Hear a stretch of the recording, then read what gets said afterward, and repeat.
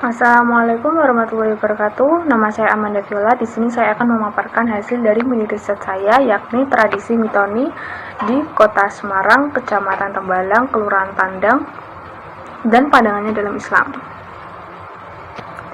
Tradisi merupakan suatu kebiasaan yang diterapkan secara turun-temurun, kemudian menjadi pola dalam kehidupan turun-temurun di suatu masyarakat dan berkembang menjadi suatu budaya lokal. Di Indonesia sendiri terdapat banyak sekali tradisi-tradisi yang mungkin sampai sekarang pun masih terjaga dan diterapkan secara turun-temurun, khususnya di kawasan desa-desa pelosok yang masih kental akan kepercayaan dan adat istiadat nenek moyang. Tradisi juga berarti segala sesuatu yang disalurkan atau diwariskan dari masa lalu ke masa kini. Shil menegaskan bahwa manusia tidak mampu hidup tanpa tradisi, meski mereka sering merasa tak puas terhadap tradisi mereka. Masyarakat Jawa merupakan masyarakat yang masih mempertahankan budaya dan tradisi ritual, serta ritual apapun yang berhubungan dengan peristiwa alam atau bencana, yang masih dilakukan dalam kehidupan sehari-hari, misalnya ritual daur hidup, masa kehamilan, kelahiran, masa kanak-kanak, masa remaja, dan masa perkawinan. Salah satu tradisi ritual adat Jawa yaitu mitoni, yang termasuk dalam peristiwa kelahiran. Berdasarkan uraian di atas, maka timbul keinginan untuk mengadakan suatu penelitian guna mengetahui hukum dan tujuan tradisi ritual mitoni yang telah mentradisi di kalangan masyarakat Jawa. Apa itu tradisi mitoni?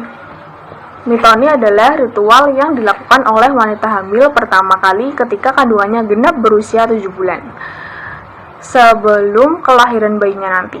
Mitoni adalah mendoakan calon bayi dan ibu yang mengandungnya agar selamat sampai saat kelahiran nanti. Dalam tradisi mitoni, ibu dan si bayi melakukan seperangkat prosesi dan persyaratan dibantu dengan tokoh adat setempat yang mengetahui bagaimana aturan dan proses mitoni tersebut dapat dilakukan. Pembahasan kali ini menggunakan dua narasumber ahli di bidangnya, yakni narasumber seorang ahli agama yang dapat menjelaskan bagaimana hukum tradisi tersebut dalam pandangan Islam, dan narasumber yang merupakan tokoh adat istiadat setempat yang sering memimpin jalannya prosesi mitoni yang dilakukan oleh masyarakat desa di Kota Semarang, Kelurahan Tandang, Kecamatan Tembalang. Tokoh narasumber yang akan menjelaskan bagaimana proses serangkaian upacara adat mitoni bernama Mbah Sumarsi, atau akrab disapa dengan sebutan Mbah Sih. Peneliti pun mengajukan beberapa pertanyaan kepada Mbah Sih sebagai bukti data untuk melengkapi hasil riset yang dilakukan peneliti. Sementara itu, tokoh bidang agamanya mengenai hukum dan syariat Islam keagamaan merupakan seorang tokoh guru ngaji sekaligus pengurus masjid setempat. Beliau bernama Bu Novi Widyasuti. Narasumber kita yang pertama yaitu Mbah Sumarsi, 57 tahun. Beliau merupakan seorang dukun bayi atau pemimpin prosesi adat mitoni di daerah setempat. Peneliti mengajukan beberapa pertanyaan terkait dengan prosesi adat mitoni. Bagaimana sejarah tradisi mitoni, langkah-langkahnya, maksud dan tujuan, juga makna dari setiap kegiatan tersebut. Berikut pemaparannya. Beliau akrab disapa Mbah Sih menceritakan sejarah dari mitoni ini berdasarkan apa yang beliau tahu menurut dari cerita turun-temurun. Sejarah awal mula tradisi ini berawal dari pemerintah Prabu Jayabaya ketika ada seorang wanita bernama Niken Santikep dengan suaminya yaitu Sadia. Keluarga tersebut sudah melahirkan anak 9, tetapi tidak ada satupun yang hidup. Karena itulah keduanya segera menghadap kepada Raja Kediri, yakni Prabu Widyaka atau Jayabaya. Oleh sang raja, keluarga tersebut disarankan supaya menjalankan 3 hal, yakni setiap hari Rabu dan Sabtu, tepatnya pukul 5, diminta untuk mandi memakai tengkorak kelapa atau batok sambil mengucap mantra yang telah diberikan. Setelah mandi, kemudian berganti dengan pakaian yang bersih. Cara berpakaiannya pun dihiasi oleh Sang Hyang Kamajaya dan juga Kamarati atau Sang Hyang Wisnu serta Dewi Sri. Kemudian dibrojolkan ke bawah. Kelapa tersebut diikat memakai daun tebu tula hitam dan putih selembar. Setelah kelapa gading tersebut dibrojolkan, kemudian diputuskan memakai sebilah keris oleh suaminya. Ketika hal tersebutlah yang nampaknya menjadi dasar masyarakat Tanah Jawa menjalankan tradisi selamatan Santi Mitoni bisa hamil dan anaknya hidup. Mbah juga menuturkan bahwa tradisi yang dilakukan sekarang tidak 100% sama dengan yang terjadi dahulu. Karena perubahan zaman, tradisi tersebut juga mengalami perubahan dan penyesuaian pada masa sekarang. Mbah Sim menjelaskan bagaimana prosesi adat mitoni dimulai dari langkah-langkah awal sampai tradisi tersebut selesai dilakukan. Beliau juga menegaskan bahwa langkah-langkah yang dilakukan tidak sembarangan. Semua prosesnya adalah mengandung makna dan arti tersendiri. Nah, berikut adalah persyaratan atau langkah-langkah tradisi mitoni.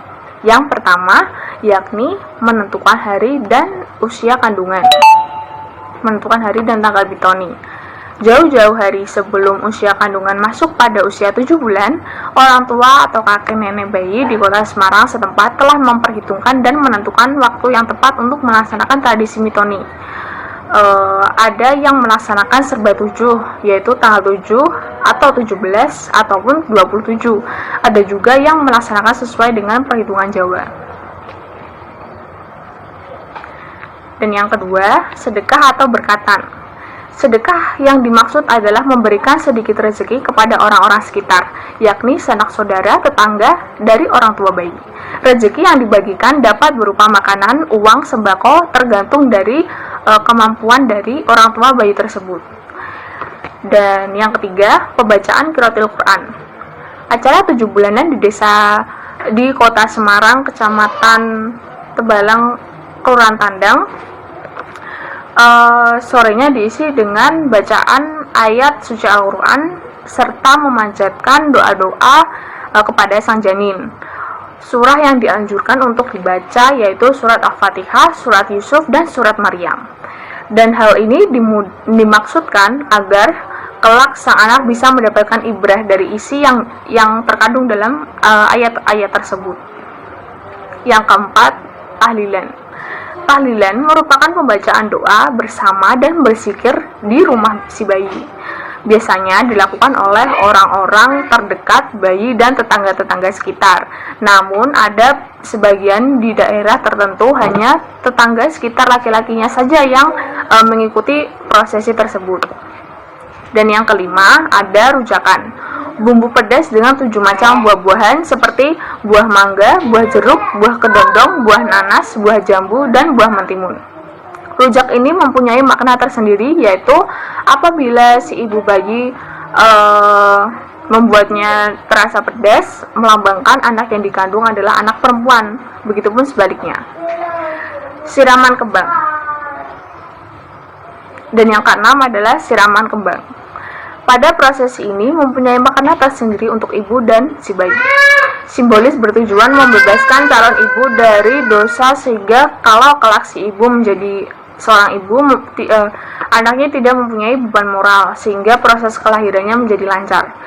Proses ini menggunakan air bersih yang dicampur dengan aneka macam bunga-bungaan dan setiap bunganya mengandung makna tersendiri, yakni seperti contohnya bunga melati putih melambangkan seputih hati.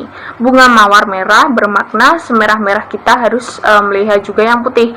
Bunga pujiraman ungu berarti penghormatan. Bunga sepiring putih bermakna sesuci-suci hati. Bunga cempaka kuning bermakna persahabatan.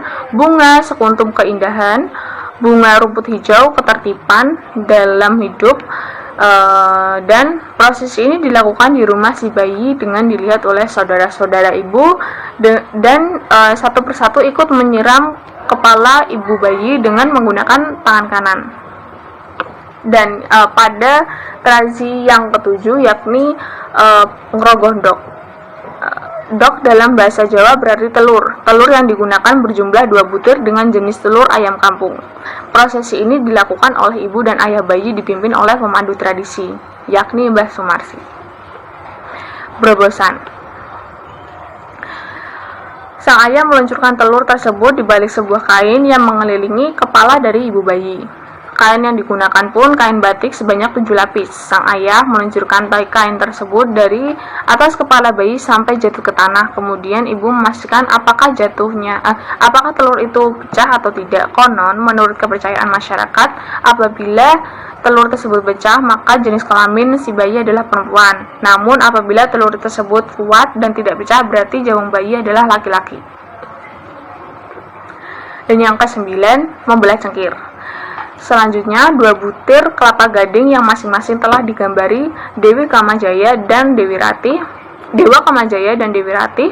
Gambar tokoh wayang melambangkan doa agar nantinya si bayi jika laki-laki akan setampan Dewa Kamajaya dan jika perempuan akan secantik Dewi Ratih.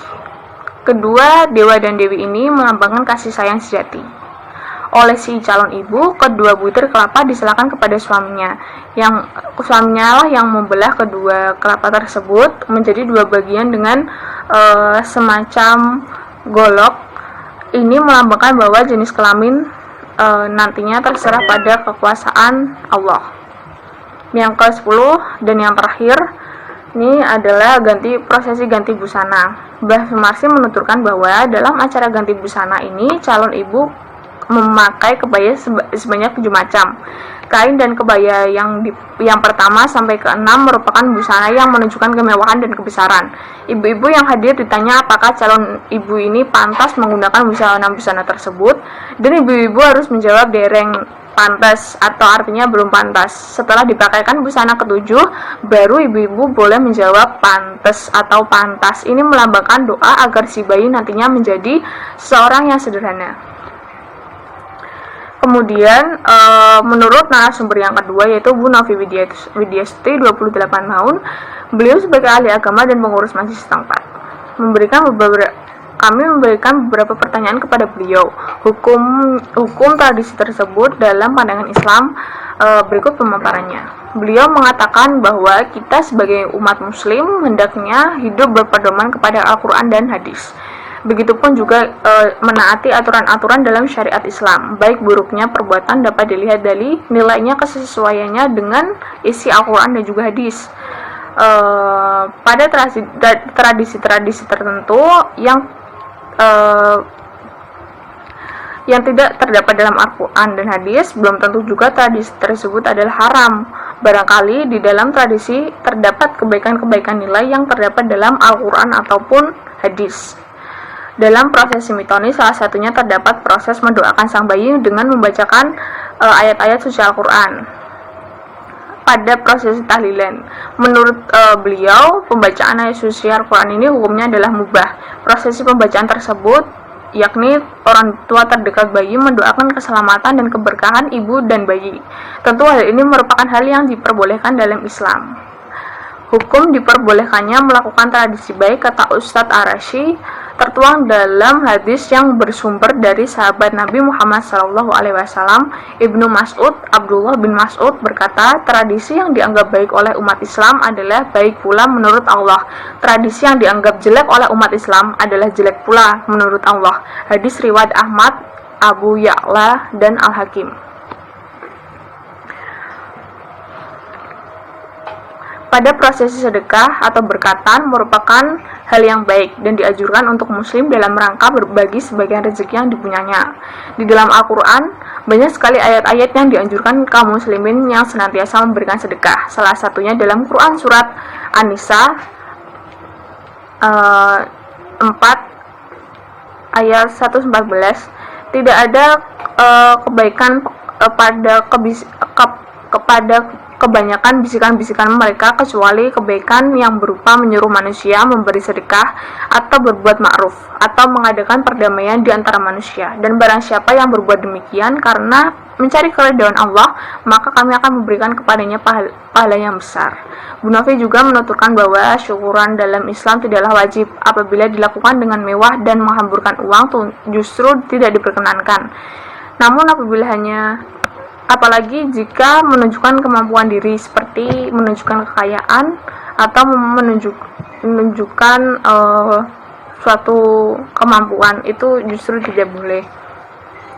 Kesimpulannya, Dari kedua narasumber di atas dapat ditarik kesimpulan bahwa pelaksanaan upacara adat mitoni kehamilan dilakukan dengan beberapa kegiatan, yaitu sedekahan, pembacaan ayat suci Al-Quran, tahlilan, rujakan, siraman kembang ngorogondok, brojolan atau berobosan, membelah cengkir, dan terakhir ganti busana. Ajaran Islam yang terkandung pada tradisi mitoni bertujuan dari memohon kepada Yang Maha Kuasa agar diberi kesehatan bagi janin dan juga ibu yang mengandung. Pandangan dalam hukum Islam dalam tradisi ini,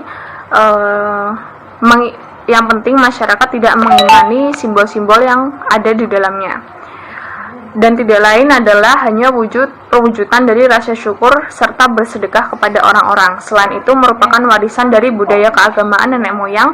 Harapan yang terkandung dalam prosesi mitoni mampu dicapai dengan ibadah yang telah ditetapkan dalam syariat, sedangkan membaca ayat suci Al-Quran dan tahlilan hukumnya mubah dalam ritual mitoni ini.